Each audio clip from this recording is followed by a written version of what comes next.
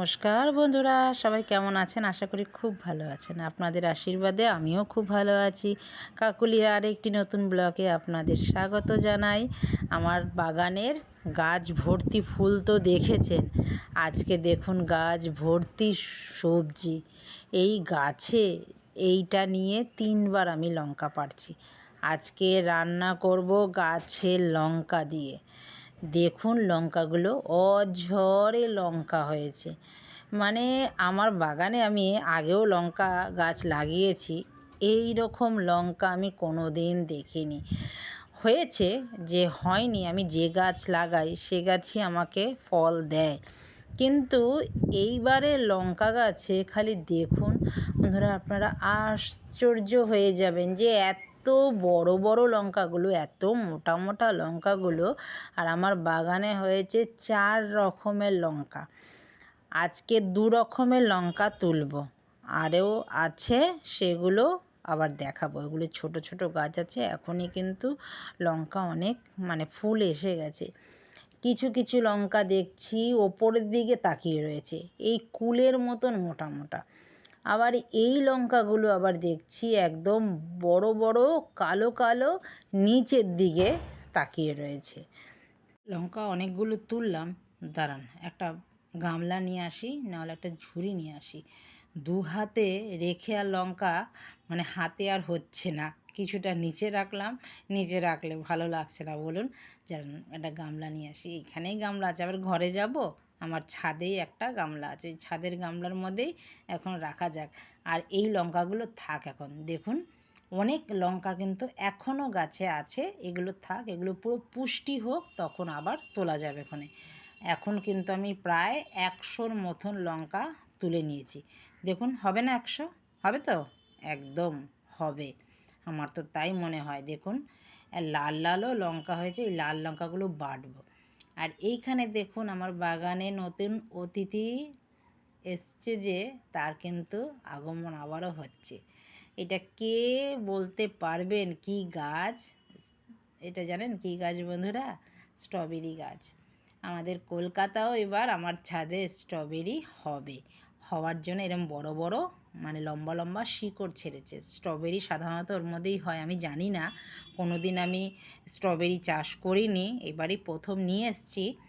তো হবে, একটা হলেও হবে, আপনাদের সাথে শেয়ার করব। আর এই লঙ্কাগুলো দেখুন, ওই যে বললাম না কুলের মতন, এগুলো একদম কুলের মতন লঙ্কা। আমি বেশ ঘুরিয়ে ঘুরিয়েই আবার কেটে নিচ্ছি। এই লঙ্কাগুলো ওপরের দিকে তাকিয়ে সূর্যের দিকে তাকিয়ে থাকে, আর মারাত্মক ঝাল। 2টো লঙ্কা তরকারিতে দিলে তরকারি ঝালে খাওয়া যায় না। তো এর জন্য না এটা বেশি তুলব না, এটা গাছেই থাকুক। এটাকে এই লালটাকে তো দানা বানাবো, এই দানাটা থাকবে। আবার যখন এই গাছটা যখন মরে যাবে, বা গাছ তো আর সারা জীবন থাকে না, এই দানা দিয়ে আমি আবার গাছ রোপণ করব। আমি যা গাছ হয় আমি প্রত্যেকটা গাছের একটা করে দানা আমি রেখে দিই।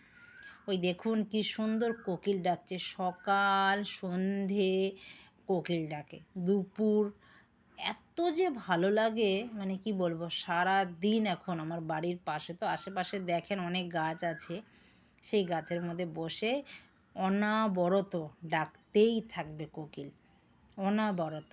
সকালবেলা উঠলে তো বেশ ভালো লাগে। আচ্ছা বলুন তো, এটা কি গাছ? কে কে জানেন? ছোট্ট ছোট্ট দানা দানা হয়েছে, একদম গোল গোল। আর ফুলগুলো একদম মনে হচ্ছে জিপসি যে ফুলগুলো হয়, সে জিপসির মতন। আমার মেয়ে তো বলেই বসেছে, মা আমাদের বাগানে কি জিপসি হয়েছে? আমি বলছি না, এটা ধনিয়া গাছ, আমি রেখে দিয়েছি, ওটাও দানা করব। ধনে হয়েছে দেখলেন, ওগুলো কাঁচা, পাকলে আবার ভালো করে শুকালে রেখে দেবো, আবার সামনের বছরে দানা ফেলবো, হবে। আর এখন এইটা আমি কি বলে আপনাদের বলবো, এত যে পরিশ্রম করি, এগুলো দেখলেই ভাল লাগে। টমেটোগুলো না আমার তুলতে ইচ্ছা করছিল না, এক সময় ভাবছিলাম থাকুক, কিন্তু না, কাগে কিন্তু খুব জ্বালাচ্ছে জানেন। আমি তো ঢেকে ঢেকে রেখেছি, লাল তো খালি ঠোকর মারছে, ওরা ভাবছে কি না কি। এতটাই যে আমি আনন্দ আজকে আমার বাগানের এত কিছু তুলে। এখানে কিন্তু আবার অনেক পালং শাকও হয়েছে, পালং শাক আর ডাঁটা শাক হয়েছে একসাথে, দেখেছেন অনেক বড় বড় কিন্তু হয়েছে। আবার একদিন পালং শাক রান্না করব। এবার আর শীষ পালং করব না, আগেরবারে শীষ পালং করেছিলাম, এবার শীষ পালং এমনি পালংই খাবো। চলুন ঘরে নিয়ে যাই, একটা লেবুও নিয়ে নিলাম। ঘরে নিয়ে চলে এসেছি। এবার দাদাও বাজার টাজার নিয়ে চলে এসছে, টিফিন খেলাম, চা খেলাম, তারই ফাঁকে সব কেটে কুটে রেডি করে নিলাম।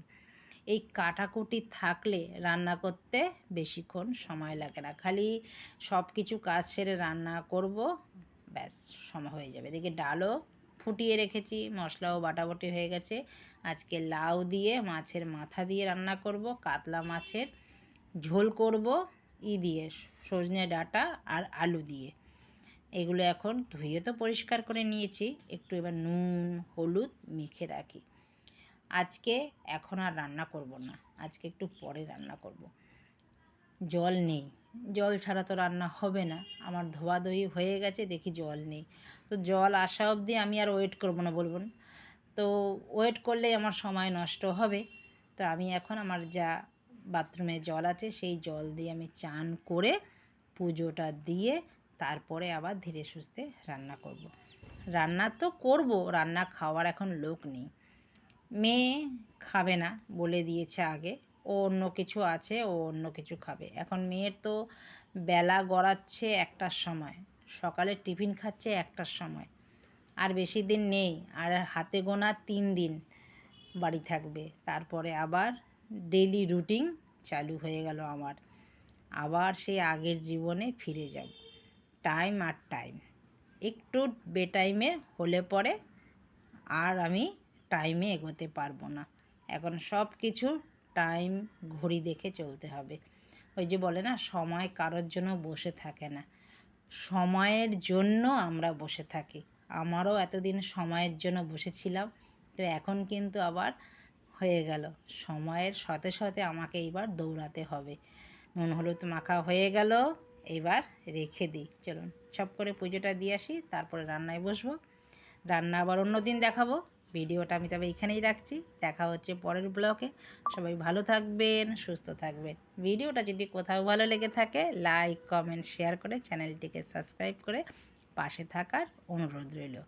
কার কার ভালো লাগে তারা কিন্তু ফেসবুক থেকে আমার পেজটিকে যারা দেখছেন তারা কিন্তু ফেসবুকে ফলো করে রাখবেন। দেখা হচ্ছে পরবর্তী ব্লগে। নমস্কার, টাটা।